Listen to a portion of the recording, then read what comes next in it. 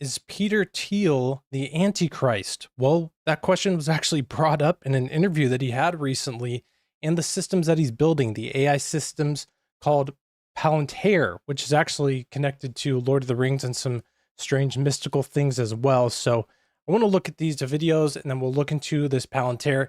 We'll see how these types of systems definitely could lead to the building of the beast system. Kind of hard to imagine them not, with them controlling the entire world, but it's very odd that this stuff was brought up in a conversation with him. So we will watch these videos. This came out just the other day, and then we'll look into a little bit of Palantir as well as Stargate, which is another massive AI system being built in the United States. What's up, Ron Johnson? Jesus Christ saves. God bless you. It's me, GLB, Joey, Bond, Jose, and MVT. God bless you guys. Pray that you're well.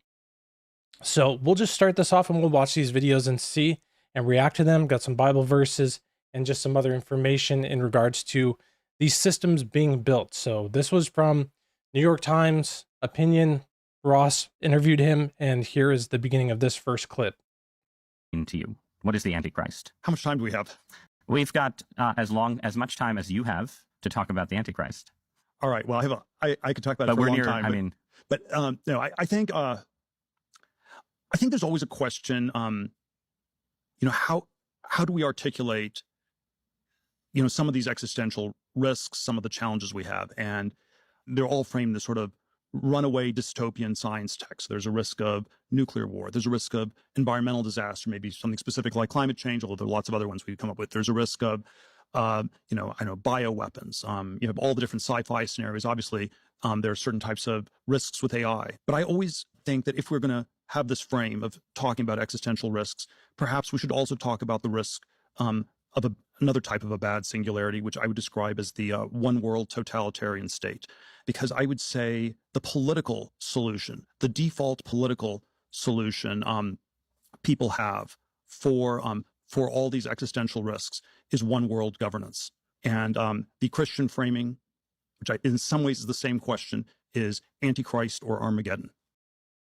This is a very strange conversation, and it continues to get weirder and weirder. They're talking about the Antichrist, Armageddon.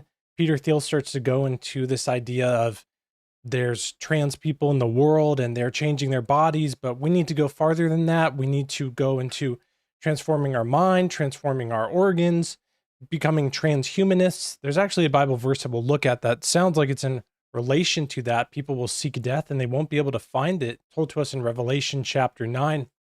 But this is just a very strange conversation to have. And again, Peter Thiel's involved heavily with the company Palantir, which is involved with the military, creating crazy technology of governing every single form of data in the United States, creating a database around every individual, kind of like the social credit system in China. And this is just really weird, isn't it? That these conversations are being had and growing in these different sectors of society with these different people, mega elites and people involved with tech of mega databases. And now they're talking about, is it connected to the Antichrist? Will you usher in the Antichrist? This is pretty weird. You have the one world state of the Antichrist, or we're sleepwalking towards Armageddon. One world or none, Antichrist or Armageddon, on one level are the same question. The way the Antichrist would take over the world is you talk about Armageddon nonstop. You talk about existential risk nonstop, and this is what you need to regulate. It's the opposite of the picture of Baconian science from the 17th, 18th century, where the Antichrist is like some evil tech genius, evil scientist who invents this machine to take over the world. People are way too scared for that. He actually makes a good, interesting point here that I do want to point out. One of the main things that we talk about, that I talk about on my channel, other people as well, that the Antichrist could be part of this massive techno society of control, which I do believe will be the case. But he also brings up the point here that the Antichrist and the taking over of society and the one world governments could come through the form of more like a climate activist or people who are engaged in maybe anti-technology, which could be the case, but it kind of makes more sense that the Antichrist will take over those systems. And even if he does come out as like anti-technology, pro-freedom of getting away from that stuff at first, these systems will eventually be utilized by him to control commerce, to control buying and selling. the control of people, and even bowing down to the image of the beast. Again, that sounds like some form of technology. So let's keep going here. In our world, the thing that has political resonance is the opposite. It is the thing that has political resonance. Thank you, is we need to Jeremy. stop science. We need to just say stop to this. And this is where, yeah, I don't know. In the 17th century, I can imagine a Dr. Strangelove, Edward Teller type person taking over the world. In our world, it's far more likely to be Greta Thunberg. This is my very specific question for you, right? Is that you're an investor in AI. You're deeply invested in Palantir, in military technology, in technologies of surveillance, in technologies of warfare, and so on, right? And it just seems to me that when you tell me a story about the Antichrist coming to power and using the fear of technological change to sort of impose order on the world, I feel like that Antichrist would maybe be using the tools that you were building, right? Like, wouldn't the Antichrist be like, great, we're not going to have any more technological progress, but I really like what Palantir has done so far, right? Yeah, I mean, isn't that a concern? Wouldn't that be the irony of history would be that the man publicly worrying about the Antichrist accidentally hastens his or her arrival?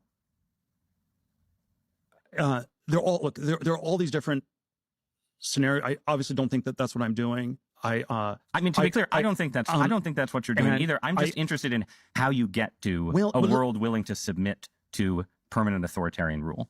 Well, but again, there are these different gradations of this we can describe. But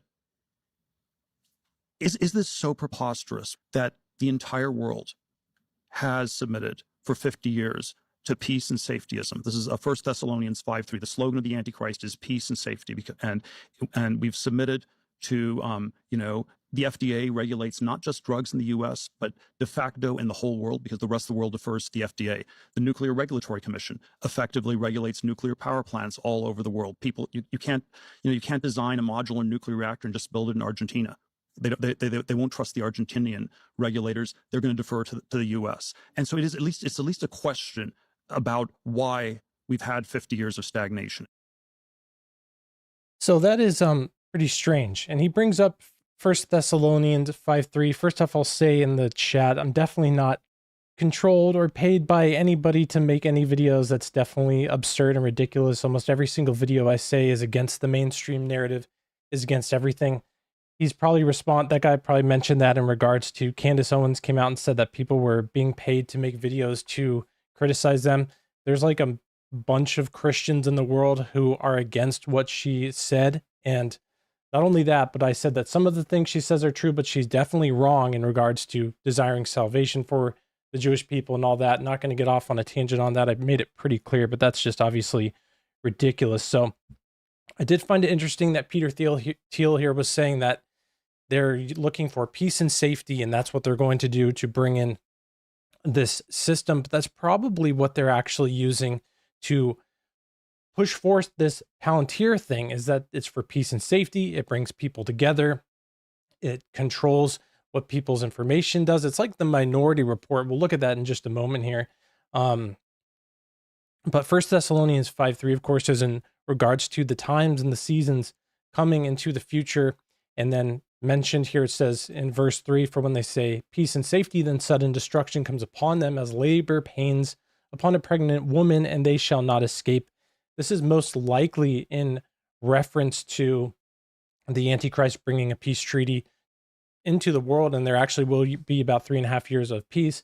And then within it, he ends that peace treaty. And then we see absolute no more peace and no more safety, complete war, great tribulation upon the world like the world has never seen before. That's probably what 1 Thessalonians is in reference to. And to think that these AI systems that we'll watch in just a moment of Palantir, of complete control, setting up people's digital identities, collecting literally every single form of internet usage that you use, what songs you listen to, videos you watch, books you buy, all of that, and putting it into a database for yourself would not be used by the Antichrist or any other totalitarian or tyrannical force in the world is obviously completely absurd. So here's this other clip, again, from this same conversation where they go off into these, the topic of talking about transhumanism, which it sounds like Peter Thiel is in support of. Prefer the human race to endure, right? And yes, this is a weird clip that went around a lot recently where he, again, will play here, is asked, do you prefer that the human race endures, survives, lives, continues on into the future? And he takes quite a while to respond to this question. And this is a guy involved in many government programs. Palantir is going to be used by the United States government. So this is strange. Human race to endure, right? You're hesitating. Yeah, well, yes? I don't know. I would, this is a long hesitation. This is a long hesitation. There's so many questions implicit Should in this. the human race survive? Yes. Okay. But I also would I also would like us to radically solve these problems. Right. And so, you know, it's always, I don't know, you know, yeah, transhumanism is this, you know, the ideal was this radical transformation where your human natural body gets transformed into an immortal body. And there's a critique of, let's say, the trans people in a sexual context, or I don't know, transvestite is someone who changes their clothes and cross dresses. And a transsexual is someone where you change your, I don't know, penis into a vagina. And we can then debate how well those surgeries work. But we want more transformation than that. The critique is not that it's weird and unnatural. It's, man, it's so pathetically little. And okay, we want more than cross-dressing or changing your sex organs. We want you to be able to change your heart and change your mind and change your whole body. And then Orthodox Christianity, by the way, the critique Orthodox Christianity has of this is these things don't go far enough. Like that transhumanism is just changing your body, but you also need to transform your soul. This is a very weird argument in support of transhumanism, saying that not only do people want to transform their bodies and become man into woman or woman into man, which obviously, looking into the Bible, that's not how things are designed to be. God, in the book of Isaiah, it says, can the pot look up at the potter and say, you made me incorrectly? It's not correct. That's demonic agendas, a lot of different things falling into play there, demonic deceptions, or just people who feel lost, or many different scenarios in that. But to say that the Bible, Christianity says you need to transform your soul and be renewed or reborn is a good form of trying to support that we need transhumanism to transform our bodies to be something completely new, even to the point of changing our soul. It makes me wonder if that's what's coming into play here in Revelation chapter 9, when the bottomless pit is opened and these beasts come out of it to put torment on those on the earth who are not don't have the seal of God. And it says these beasts have authority, and they were not given authority to kill them, but to torment them 5 months. Their torment was like the torment of a scorpion when it strikes a man. And in verse 6, it says, in those days, men will seek death and will not find it. They will desire to die, and death will flee from them. Many people have brought up the point that this verse could be in relation to people who have transformed their bodies, transhumanism. They merge with machines. They desire to die, but they can't die because they're now part machine. That sounds like that could be something that plays out. It could have some meaning that we don't fully grasp yet, but it's pretty strange that this is the direction Peter Thiel is going here. And it sounds like he's speaking from a point that he believes in Christian ideologies, but then his ways around them, and talking about how the Antichrist won't use a governing system of AI and a data collection base, and that not only is this trans thing that we're seeing in the world just the base level of something, but we need to transform into man and machine, and also to the point of our souls. That's what Christianity means. This is a very strange way to view the scriptures. And you need to transform your whole self. And so right, but the other wait. Sorry. I generally agree with what I think is your belief that religion should be a friend to science and ideas of scientific progress. I think any idea of divine providence has to encompass the fact that we have progressed and achieved and done things that would have been unimaginable to our ancestors. But it still also seems like, yeah, the promise of Christianity in the end is you get the perfected body and the perfected soul through God's grace, and the person who tries to do it on their own with a bunch of machines is likely to end up as a dystopian character. Well, let's articulate this. And you can have.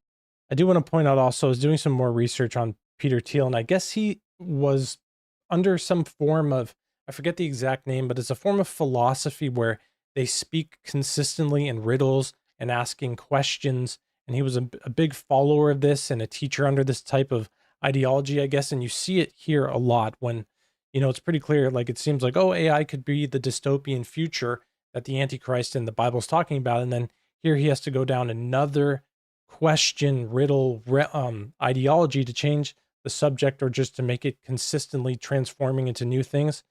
So keep that in mind. Have a heretical form of Christianity, right? That says something else. I don't know. I think the word nature does not occur once in the Old Testament. And so, if you sorry, this is where he goes down a weird tangent, but I do want to point out that the word nature is not mentioned in the Old Testament per se, because the Old Testament doesn't have a word for that in Hebrew, but creation is mentioned a lot in the Old Testament, God creating the earth, and not just in the Genesis story, but also multiple times throughout it. So that word can be changed. This is a very strange argument. And there is a word in which, a sense in which, the way I understand, the Judeo-Christian inspiration is, it is about transcending nature. It is about overcoming things. And the closest thing you can say to nature is that people are fallen, and that's the natural thing in a Christian sense, is that you're messed up, and that's true. But there's some ways that with God's help, you are supposed to transcend that and overcome that. A very strange conversation for someone to have who is involved with a massive AI database collecting company being built. And it's like a military company really funded by different, even getting money from the CIA. We'll watch this video here. I can't remember, there might have been a cuss word in this that offends you greatly, then keep that in mind. So here's a little bit of information. We'll watch 2 videos on Palantir and exactly what that is. And again, Peter Thiel is like one of the head guys at this company. Palantir is essentially a technology and surveillance company that was created by a guy called Peter Thiel and Alex Karp. They're both what you would describe as neocons, more so Alex than Peter. JD Vance is a Peter Thiel surrogate. Yes. They got a lot of seed capital from the CIA's venture capital arm, QTEL. And basically it's been created as a data management system for intelligence agencies and governments. So it's sucking up all the data, every song you've listened to on Spotify, every purchase you made online, everything you've ever liked, all your browsing data, all of that can be synthesized into usable profiles and prediction models. So who's going to be most likely to go on a lone wolf, I've lost my mind attack, and so it'll go, well, fuck, Corey White's been on the hard yarns a number of times. He liked all this content in 2021 and 2022. These are the books that he's bought. These are the songs that he listens to. These are his favorite movies based on that. This is Minority Report in real life. This is the deep state in its new form. It's a technological monster. Well, that is scary to think about. That is definitely where this will go. Again, if this massive database of Palantir just grows into what they're planning it to be, it will get out of hand and overused, even if it's not the Antichrist who uses it. Just imagine, I mean, we're seeing a Muslim socialist now potentially winning as mayor of New York City. Imagine if that guy got it. Imagine if some of these people got in positions of power where they could literally watch every single thing that's done online, every single thing about your database. To imagine that that does not fall into the hands of someone bad. I mean, just look at the spending or the stock growth of all the people in Congress in America. They're obviously doing things that are not things that they agreed that they would not do.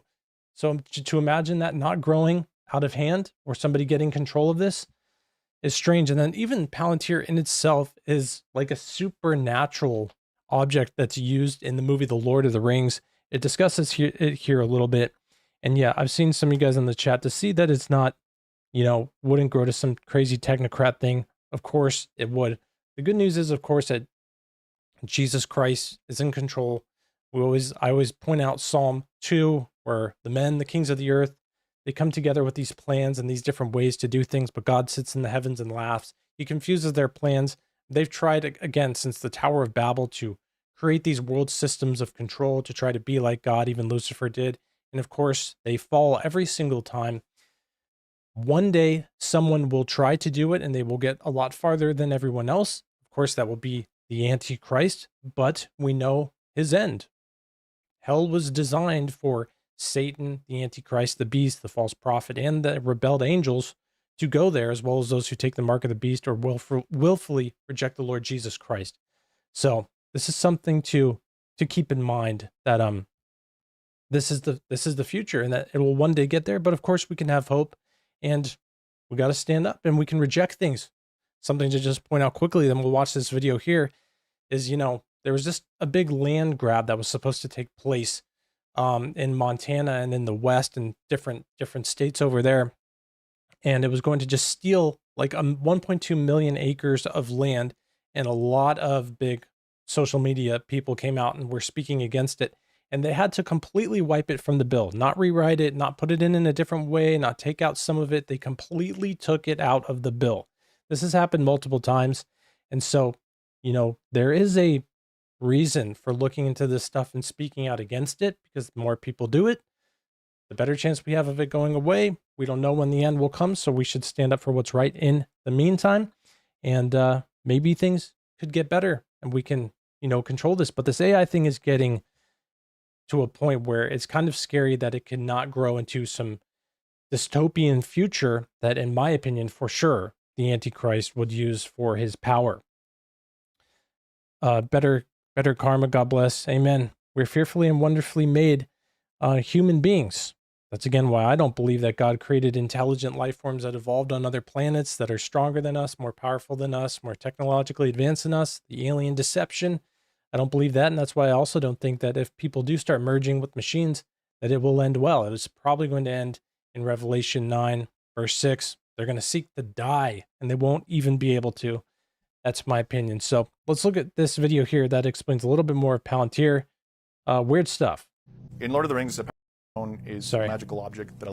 Here we go. In Lord of the Rings, a Palantir stone is a magical object that allows its users to predict the future or to see what's going on in a remote location. It was originally created by the elves. It was meant to be used for good purposes. It is potentially a very dangerous technology. It's very powerful.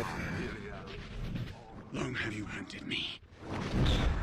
So that's Middle Earth, but what does Palantir do in a regular Earth? And what we do is we use what legal scholars call predicate-based search. So we would look at you, and then we would go out and say, oh, there's lots of different things in your life that may be indicative of someone involved in bad behavior. Put simpler, they make software that makes it easier for their customers to collect and analyze data, and then act on that analysis, with and without AI. By 2013, 10 years after their founding, Palantir's client list included the FBI, the CIA, the NSA, the Marines, the Air Force, Special Operations Command, and more.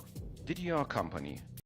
This guy, Alex Karp, he is the CEO, or the co-founder, CEO of Palantir with Peter Thiel, and he is much more openly spoken that he is against wars. He's what they call a neocon, which is like somebody who has conservative values, or at least to the point of the free market and things like that. But then they're pretty much warmongers in a lot of ways, and they want war. And he speaks like he is on board with that for sure. So here's him speaking on it.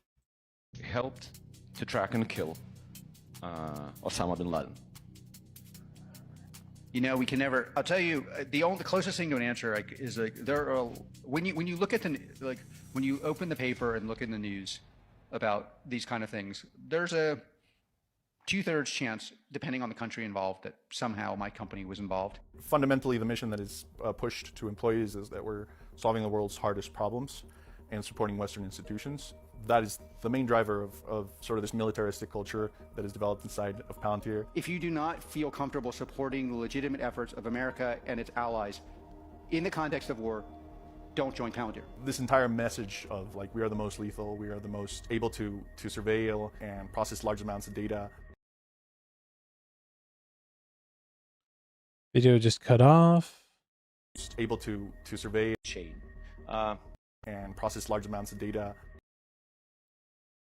Oh, sorry guys, it keeps loading there. Guild chain. Privately. Publicly, the lawyers. Sorry, that it's cutting out there where they said that one of the things that Palantir is involved in is some form of a technology that they call the kill chain. The system which you call kill chain. Privately. Publicly, the lawyers have some innocuous So Okay, how something like does tech for the amelioration of unwanted blah blah blah, some term we're supposed to use. Okay, let's. Yeah, for me, it's the kill chain. Kill chain sounds good. Kill chain isn't an original term created by Palantir. It's the more general military verbiage for the series of decisions leading from identifying a target to taking their life. Palantir's contract added their software and artificial intelligence to the kill chain. It's quicker and better and safer and more violent. It's tech that Juan helped market.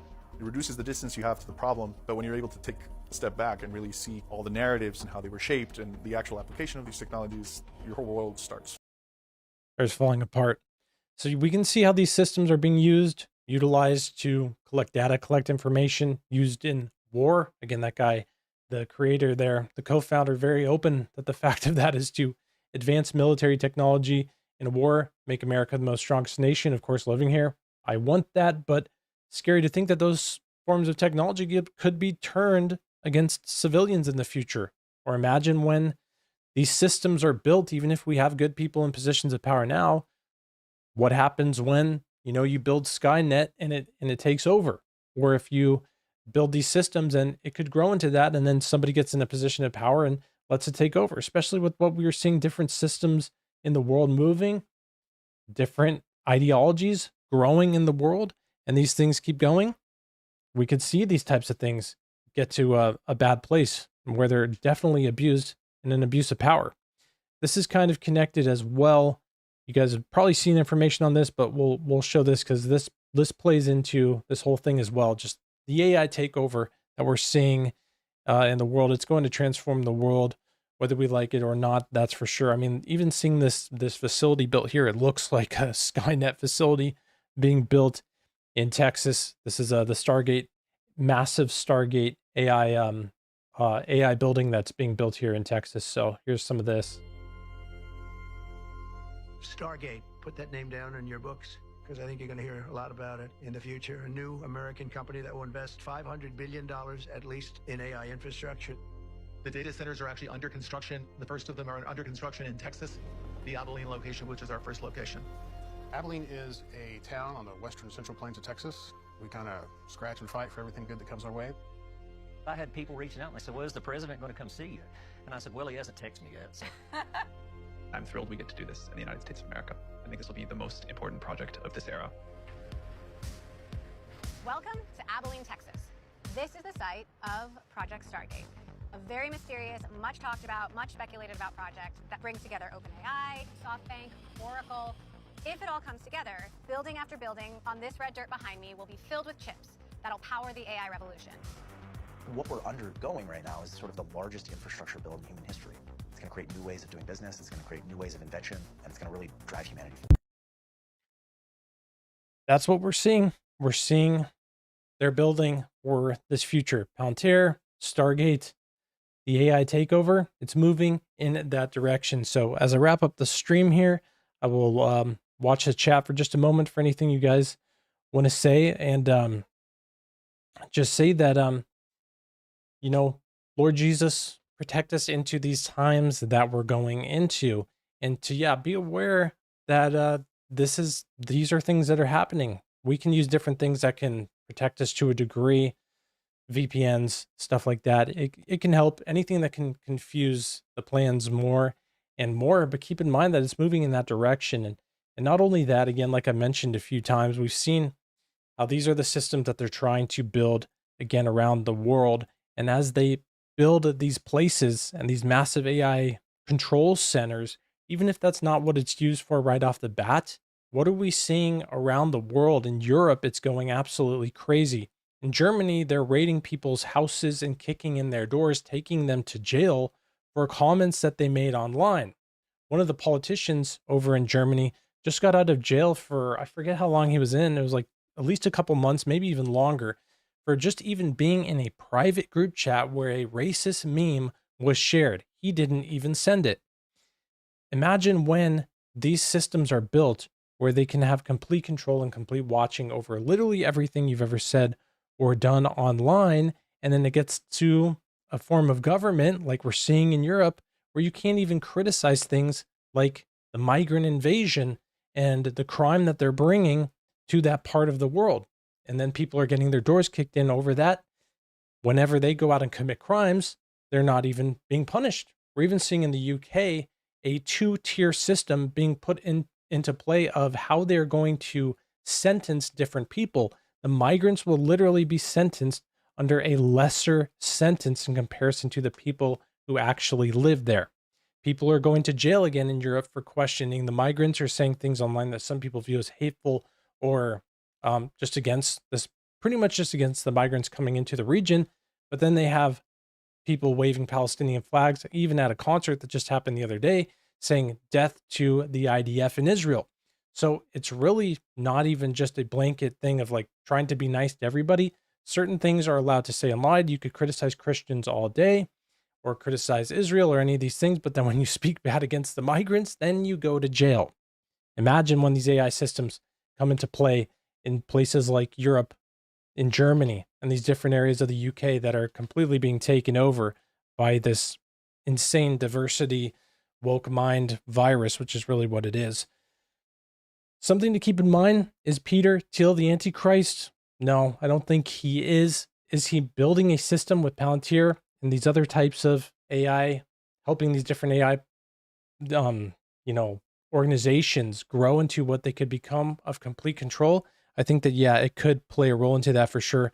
Hard to not imagine the Antichrist using that to, his power. So keep that in mind. But again, God is in control. We follow him. He will guide us into all things. He will supernaturally protect us. Even in Revelation, where we're seeing these people are desiring death. At the same time, those who are alive, who have the seal of God, these things can't even touch them.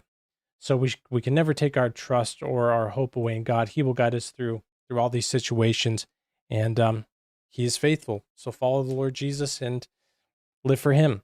Thank you guys for coming in on the chat. Appreciate you guys being here. We'll be back soon with more content, and I pray that you have a great day. God bless.